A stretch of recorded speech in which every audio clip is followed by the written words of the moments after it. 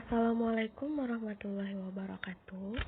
Perkenalkan, nama saya Sri Rahayu Aida Putri, NIM M1A11801, mata kuliah Dasar Konversi Energi dengan dosen pengampu Pak Oki Saputra STMM. Di sini saya akan membahas tentang termoelektrik. Apa itu termoelektrik? Termoelektrik adalah perangkat generator listrik yang mengkonversi energi panas, perbedaan suhu, langsung menjadi energi listrik, menggunakan fenomena yang disebut efek Seebeck.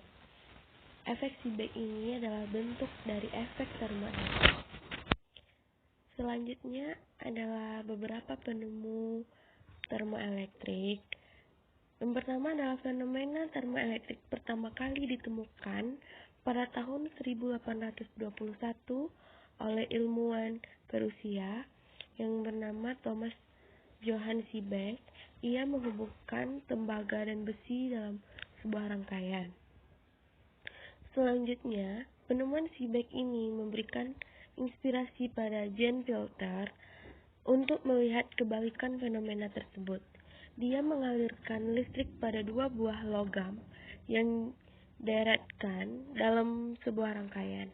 Ketika arus dialirkan, terjadi penyerapan panas pada sambungan kedua logam tersebut dan pelepasan pada sambungan lainnya.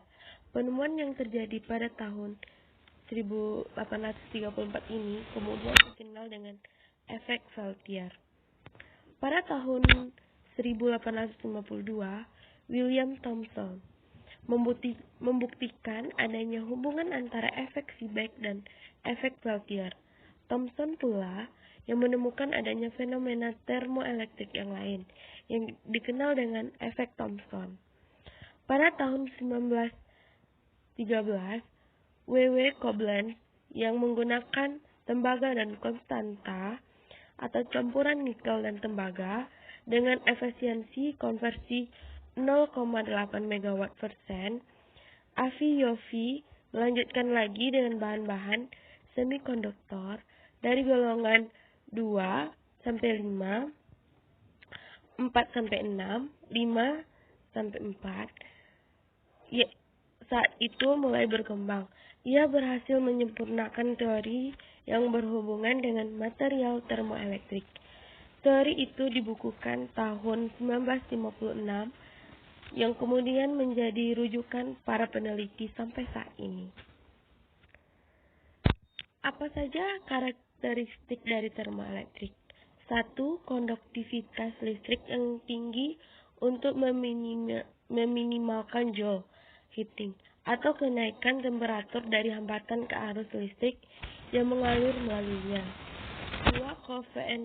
Koefisiensi Seebeck yang besar untuk perubahan maksimal dari panas ke daya listrik atau daya listrik ke kinerja pendingin.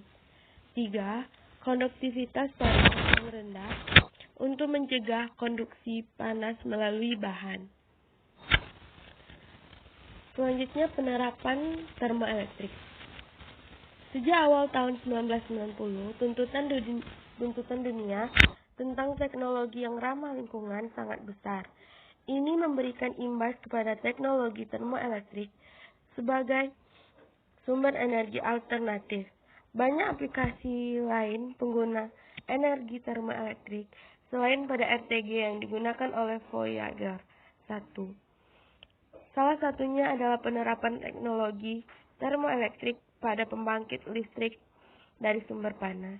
Sampai saat ini, pembangkitan listrik dari sumber panas harus melalui beberapa tahap proses.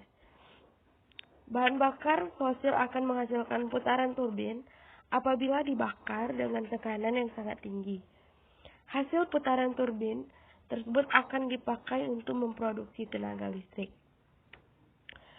Selanjutnya, dengan menggunakan termoelektrik, panas yang dihasilkan selama proses diubah menjadi listrik, sehingga panas yang dihasilkan tidak terbuang secara percuma dan energi yang dihasilkan oleh pembangkit menjadi lebih besar, serta efisiensi energi menjadi lebih tinggi.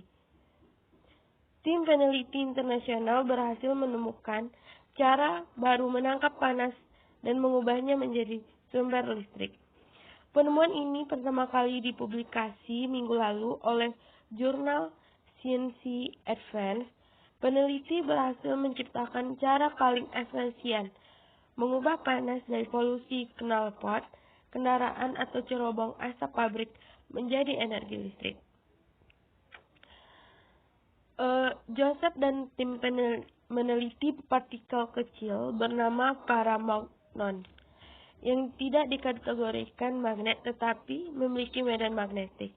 Hal ini penting karena ketika dipanaskan, magnet kehilangan energinya dan berubah menjadi paramagnetis.